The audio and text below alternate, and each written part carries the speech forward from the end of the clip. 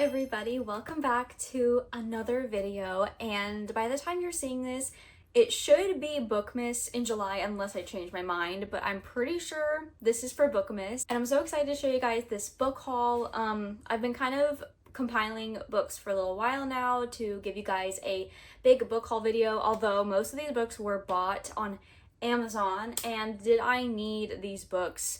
Absolutely not. I feel like I buy books all the time and it's kind of crazy. So I think after this book haul, I'm gonna try and start utilizing my Kindle Unlimited subscription and my library more, and honestly just trying to have less of a physical TBR and have more of a Kindle TBR or library TBR, if that makes sense. Like, I want to fill up my bookshelves, but I still want to always have room just in case there's a series that I really love. So after this, we're gonna slow it down a little bit on the Barnes trips, but you know, I always say that, but who knows what will happen in the future. I have over 20 books to show you, which is kind of nuts. So some of these you guys might have seen in Week of My Life as a Wannabe Booktuber video, because I went to Barnes in that video and bought some books, but I wanted to put them in this video too because maybe you're new and you didn't watch that video, or you know, something like that. But I just want to talk about all these books. And you might see some of these books again because I am going to be doing a summer TBR video eventually. I think that's also going to be part of Bookmas. I'm basically going to film that right after this. I'm going to show these in no particular order at all, and yeah, that's pretty much it. I'm just going to show you guys all the books that I spent a lot of money on, and hopefully some of these books are books that you've never heard of, because I'm really trying to find books that aren't super popular, but a lot of these books are very popular. But the first one I'm going to show you guys is one that I'm really excited for, and as far as I know, this one is on Kindle Unlimited. I will try to put somewhere on the screen some of these books are on Kindle Unlimited or not. I'm trying to not buy books that are on Kindle Unlimited, but some books or some series that I absolutely love, I want to have in physical form, which is exactly why I bought Saving Six by Chloe Walsh. I just finished Keeping 13 a little bit ago, and I really loved it. So this is the third book in the Boys of Tommen series. The first two books follow Shannon and Johnny and their kind of love story, and it's not even just about their love story. Like, these books are devastating, and definitely check trigger warnings if you want to go into the Boys of Tommen series. It's very intense, very much drama filled. And when I say drama, I don't mean just like high school drama. Like, these books are kind of intense. So definitely tread carefully going into them, because there's a lot. There's just like the second book, Keeping 13, there was so much that happened that I literally could not believe it. Like, it's nuts. But I'm really excited to get into this character's story, and I don't know, I feel like it's going to be my favorite, but also like I'm really scared because I really love this character. So we'll see what happens. So that is the first book that I got. So the next book I have is a thriller, and this one is The Only Survivors by Megan Miranda. I picked this book up a little bit ago in one of my other videos, but I wanted to add it into this video. So I mostly got this book because not only have I heard good things about it, also because the event takes place in Tennessee, and that's where I live. A decade ago, two vans filled with high school seniors on a school service trip crashed into a Tennessee ravine. Only 9 survived. A year later, after one of the survivors dies by something on the anniversary of the crash, the rest of them make a pact to come together each year to commemorate that terrible night. But by the 10th anniversary, Cassidy Bent has distanced herself from the tragedy. This year, she is determined to finally break ties with the group once and for all. But when Cassidy receives an anonymous text with the obituary of another survivor, she finds herself going to the reunion once more. Tensions immediately run high, and with a storm approaching, the group finds itself facing a threat of closed roads and surging waters again. When another survivor suddenly disappears, Cassidy begins to wonder if something stronger than the survivor's guilt has drawn them back together. So it just sounds really interesting to me, and I love a good thriller. It's been a while since I've rated a thriller 5 stars, which is kind of nuts because I love thrillers so much, but all the ones lately that I've read they've been okay, but definitely not 5-star worthy. So I'm really hoping that this one will be really good, and I've heard really good things about it. So this next one is a romantasy, and I've been really loving romantasy lately. I really didn't think I would be one to read so much romantasy, honestly. Like, I never thought I would be really into fantasy. So when I heard this book, I thought it sounded really, really good. This is The Ever King by L.J. Andrew. They stole his crown, so he stole their daughter. For years, Eric, the scarred king of the Ever Kingdom, has thought of nothing but vengeance against the man who killed his father and trapped him beneath the waves, making Eric a prisoner in his own realm. When his enemy's daughter unwittingly breaks the chains on the Ever, and Eric plans to toss her into his game of revenge. She's innocent and he's vicious, but he will take back what he lost no matter the price, unless she steals his heart first. I've been searching up some romantasy recs on TikTok, so that's where I got this from, basically, like the idea to buy it. And it sounds really, really good. I'm pretty excited for this and hopeful. This next one, you guys might have heard of it. I feel like this one's more well known than the other one. I'm not entirely sure. But this is another romantasy series. I'm not sure how long it's going to be. But this one is called Empire of Flame and Thorns by Marion Blackwood. The cover is so cool, and it looks like there's dragons, which is really, really exciting. So it says a Fae rebel, a ruthless dragon commander, and a deadly trial that will turn their lives upside down. So on the back it says, trapped in the Sealy court by a forest of thorns, Selena Hale lives at the mercy of the dragon shifters. Her only chance to gain her freedom is by entering the Atonement Trials, a deadly competition that pits Fae magic users against one another. Only 3 people can win, and Selena intends to be one of them. There is only one problem. Draven Riot, the ruthless commander of the Dragon Shifter army, is determined to make her lose. So it's kind of giving a little bit of Fourth Wing in a sense. He symbolizes everything that she hates, and if he finds out that she is also a member of the secret Fae rebellion, he will not only mess with her chances to win, he will kill her. But the more time she spends with him, the more she finds herself inexplicably drawn to him. It kind of reminds me a little bit of like Powerless and Fourth Wing, kind of, especially Fourth Wing with like dragons. But it looks like this author has written a lot of books, so maybe I'm late to the game on this. Oh yeah, and there's also a cute little map. It's very simple. I really like how simple this is, so. And the next one is another thriller, which I'm so pumped. I just love thrillers. This one's called 20 Years Later by Charlie Donley. I've actually seen this author quite a bit. They had a lot of books at Barnes, and I've never heard of this author. I feel like no one talks about this author, so I'm not entirely sure if I'm just blind or what. So it looks like this book kind of takes place in a back and forth timeline perspective. So the back says, Avery Mason, host of American Events, knows how to grab a TV audience's attention. Her latest story, a murder mystery laced with tragedy and betrayal, is guaranteed ratings gold. New DNA technology has allowed the New York Medical Examiner's Office to make its first successful identification of a 9/11 victim in years. And there's a twist. The victim, Victoria Ford, has been accused of the gruesome murder of her married lover. In a chilling last phone call to her sister Emma, Victoria begged her to prove her innocence. By now, Emma has waited 20 years to clear Victoria's name. Alone, she's had no luck, but she's convicted that Avery's connections and fame will help.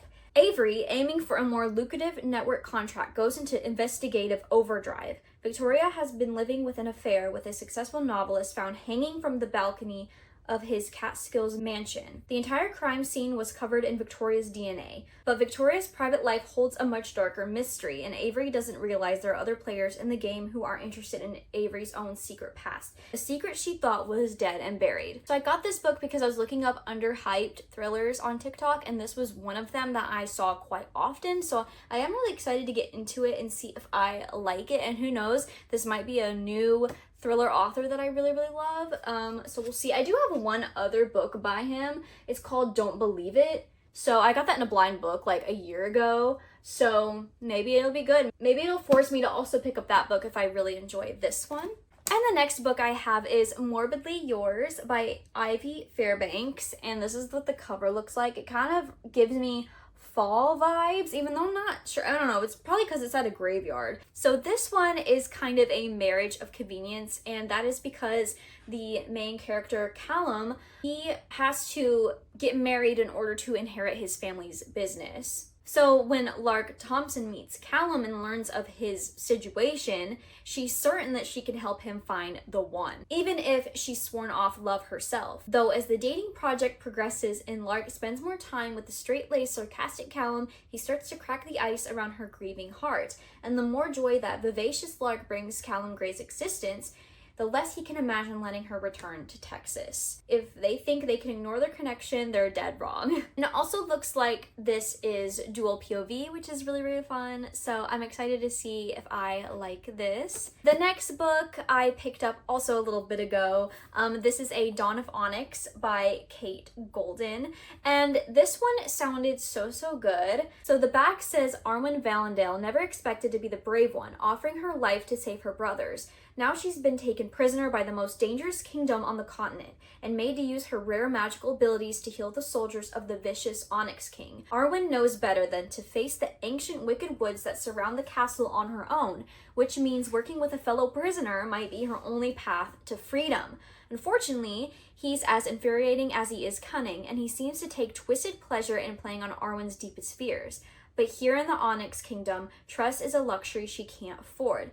To make it out of enemy territory, she'll have to navigate backstabbing royals, dark magic, and deadly beasts. But untold power lies inside Arwen, dormant and waiting for a spark. If she can harness it, she just might be able to escape with her life and hopefully her heart. I've definitely seen people pick this book up in like book hauls and stuff, but I feel like I haven't heard many reviews on it, so we'll see if I really enjoy it. I hopefully will. It sounds really good. And this one I'm actually really excited for, The Dead Romantics by Ashley Poston. I read The 7-Year Slip by her and I really loved it, but I've heard mixed things about this one. But honestly, to me the premise sounds super interesting and really fun. Like I feel like I'll like this one just as much as The 7-Year Slip, but we'll see. So this story follows a girl named Florence, and she returns to her southern small town after a family tragedy. And when this occurs, she goes to the parlor and she sees a ghost standing there. Not only is she confused why he's there and why she can see him,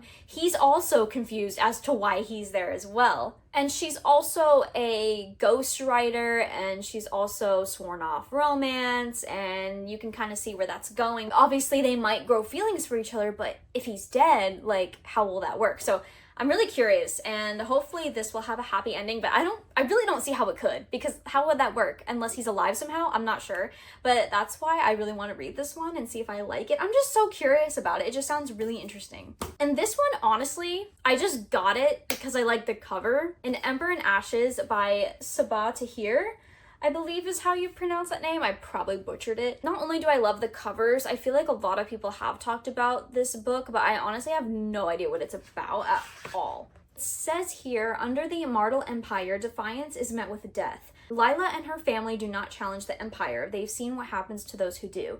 But when Lila's brother is arrested for treason, she is forced to make a decision. In exchange for help from rebels who promise to rescue her brother, she will risk her life to spy for them from within the Empire's greatest military academy. And there, Lila meets Elias, the school's finest soldier, and secretly its most unwilling. He and Lila will soon realize that their destinies are intertwined, and that their choices will change the fate of the Empire itself. I have not seen any reviews on this, but I just know that a lot of people have read it. Not sure if a lot of people have liked it, but I honestly just think the covers are so cool. So this one I got because I asked people their favorite thriller recommendations, and a lot of the recommendations that I got were on Kindle Unlimited, which is really awesome, but some of them were not. But this one in particular, I was really interested in, so I decided to pick it up, and this is The Last Housewife by Ashley Winstead, and she actually wrote In My Dreams I Hold a Knife, which I feel like not a lot of people loved, but I'm not entirely sure. I just feel like it was really mixed. So the back of this book says, while in college in New York, Shay Evans and her best friends met a captivating man who seduced them with a web of lies about the way the world works, bringing them under his thrall. Sounds very cultish. By senior year, Shay and her friend Laurel were the only ones who managed to escape. Now, 8 years later, Shay's built a new life in a Tony, Texas suburb. But when she hears the horrifying news of Laurel's death, delivered, of all ways, by her favorite true crime podcast, Crusader. She begins to suspect that the past she thought she buried is still very much alive and the predators more dangerous than ever. When Shay's obsession with an uncovering truth becomes so consuming that she can no longer separate her desire for justice from darker desires newly reawakened, she must confront the depths of her own complicity and conditioning.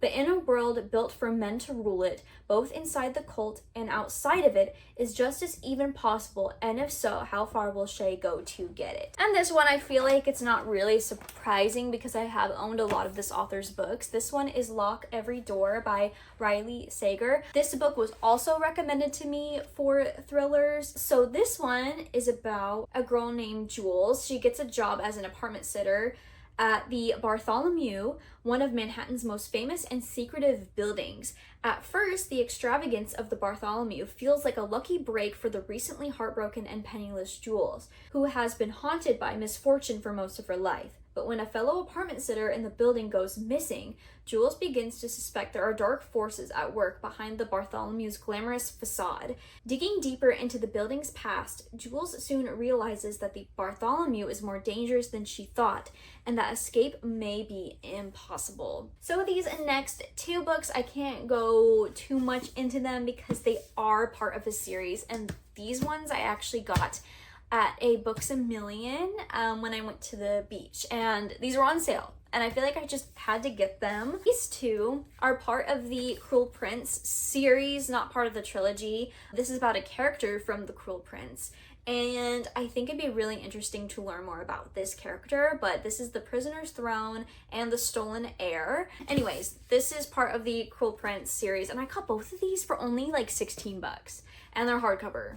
So I just thought, like, I had to get it. And this one I also got at Books A Million when I was at the beach, and I'm actually still in the middle of reading this book. This is One Golden Summer by Carly Fortune. This is the second book to Every Summer After. I don't think you really have to read Every Summer After to read this book, but I think it's definitely recommended because Charlie in this book is very much talked about in Every Summer After, and I feel like he kind of has a lot. Actually, maybe you should read Every Summer After. I retract what I said. But this one is about Alice, and she's a photographer, and she kind of is in a rut with her job right now, and then her nan has something happen with her, so Alice decides to go take care of her, and also it's kind of giving her a break, and she's kind of learning how to relax in a way.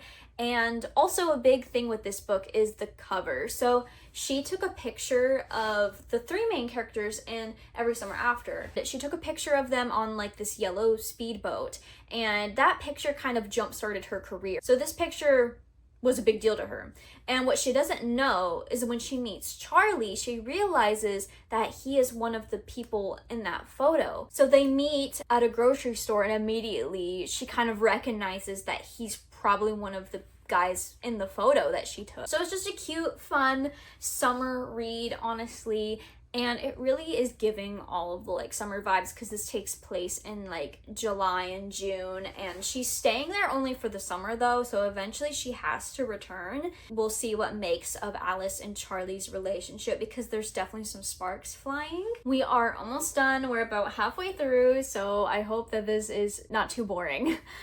So the next book I picked up is The Match by Sarah Adam. This one I picked up because a lot of people were saying that this book is really good. So this book follows Evie, and she has a medical condition called epilepsy. So Evie meets Jacob at a client consultation. So after they meet, obviously sparks start flying. There's a little bit of romance. It sounds like it's gonna be a single dad trope, which I've never read a single dad trope, so we'll see what happens and if I like that or not. But it just sounded like a really cute book, and it also has dogs, so I don't know, I feel like it'll be cute and fun, and it just looked like the perfect little summer read, honestly. Okay, this book I'm actually super excited for, so I hope I get to read this summer because I feel like this also will be a really good summer read, only because it has to do with the ocean, and that book is Voice of the Ocean by Kelsey and Pitchy. So this one is really giving Disney and The Little Mermaid, and that's because this girl named Celeste is daughter of the Siren Queen. But all her life though, because she is the daughter of the Siren Queen, her life has always been controlled. So with that, she wants to prove her worth, and she is pressured to gain control of her temperamental song, which is a type of magic in this world. I'm assuming it's kind of like probably what sirens do, just the control, like how they can take control of people's minds when they sing or something like that. But when doing so, she encounters a ship, and then her attention is steered to the ship because something happens and she decides to save this human boy. And in doing so, she realizes that this is a prince and the son of a king that has killed many of her own kind. And then when the queen learns that she saved a human, which is very against siren law, they say the only way that she can fix this is to either die or she has to kill the prince. Obviously, I feel like there's gonna be a little bit of romance there. It sounds very high stakes. It just sounds very interesting. I've never read a book about sirens before, so I'm really wondering how the world will work and how things will be described, like literally just being in the ocean, you know?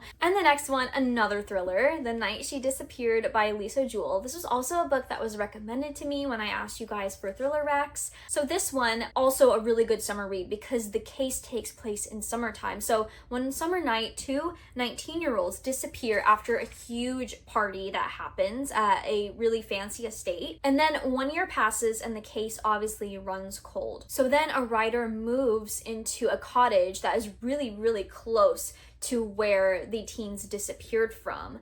And literally, this is what got me. Literally, she's just walking in the forest one night. Don't know why she's walking in the forest at night, but she stumbles across a path and a note that says, "Dig here." And that's already crazy. I feel that's all you need to know in order to pick this book up, because what is she gonna find when she digs the hole? Is she going to dig the hole? Is she just gonna call the cops, or is she just gonna, I don't know. I feel like she should call the cops instead of just dig the hole, but I feel like she'll just dig. And the next one is going to be a new trope for me, and this one is Ready or Not by Cara Bastone. So this book is actually an accidental pregnancy trope, and this book is also giving a lot of like late spring, early summer vibes, which is really, really fun. And I don't know, I'm just really curious to see if I like this trope or not. So obviously, with this being an accidental pregnancy, a one-night stand happens. Her best friend's brother starts helping her out a ton, and he just is so nice and so kind to her that she kind of starts to like him, and they just form this friendship slash crush. And then the baby's father comes back into play. I'm not sure if he's a good guy or a bad guy in this, but I don't know. It just sounds like a really fun romance. So yeah, that's this book, and I'm really excited to see if I like the trope because I've never read this trope before. So we'll see. So this is also a little bit of a new trope for me, Summer Romance by Annabelle Monaghan, and a lot of these are also new authors, which is really exciting. So this one has a really funny, meet cute, you want to call it that, I guess. So she goes to a hardware store and her dog just pees on this random guy. And also she's a single mom, so she's struggling with her recent divorce and struggling to just be a single mom. And obviously this is probably a really perfect book to read in the summer, because I mean the title is Summer Romance. What more can you ask for that? The next book that I'm going to show you guys, I also picked this up, so if you watched one of my recent videos, you probably already heard me talk about this, but I'm going to quickly go over it. This is The Paradise Problem by Christina Lauren. Read 11 Other Words by Christina Lauren, and I feel like everyone has, and I really, really liked it. I also have The True Love Experiment by Christina Lauren, but I don't know, I just don't feel like I want to read that one. I don't know why I don't want to read it. But then I picked up this one because a lot of people were saying that the main girl character is really funny. So basically the guy, the only way that he can get his estate or something like that is that he has to be married. But also when she's with him,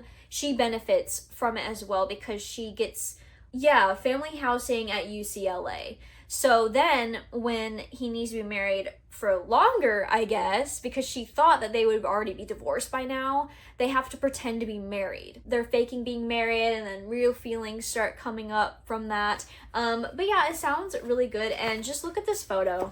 Look at this. In this one, I got literally yesterday. This is Problematic Summer Romance by Ali Hazelwood. I love Ali Hazelwood's books so far. I didn't really love Bride though, and I still haven't read all of her STEM romances, and I haven't read Deep End by her either, but I just had to pick this up because obviously it's a new summer book. I just had to get it, and it sounds really interesting. So this one also has a new trope that I haven't really read yet. This is an age gap romance. She is 23 and he is 38. So not only is this an age gap romance, this is also a brother's best friend kind of trope. I'm just guessing it's a brother's best friend trope because her brother is getting married, and somehow she and Connor, which is the guy that's 38, they are somehow stuck together in this vacation villa. So it's also forced proximity. And it's also set in Italy, which I think is also, again, really fun because I don't think I've ever read a book that's set in Italy. I'm excited to just see what else Ali Hazelwood has up her sleeve. I feel like she literally writes books so fast. Like, I don't know how she does it. She just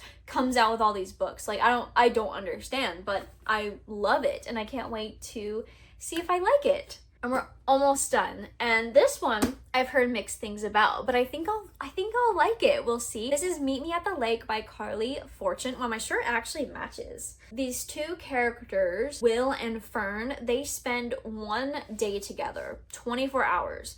And they make this pact to meet a year later at the same place, at the lake. She showed up, but he didn't. But after that, we skip to years later. She's 32 now, and she has not really stopped thinking about him. Then basically she sees him again after 9 years, basically exactly where she saw him last, and he apparently is like really sorry, which is interesting because usually it's like the other way around. Usually it's like he turned grumpy or something, but he seems like he's really apologetic. So I wonder what happened, and maybe there was like some sort of tragedy.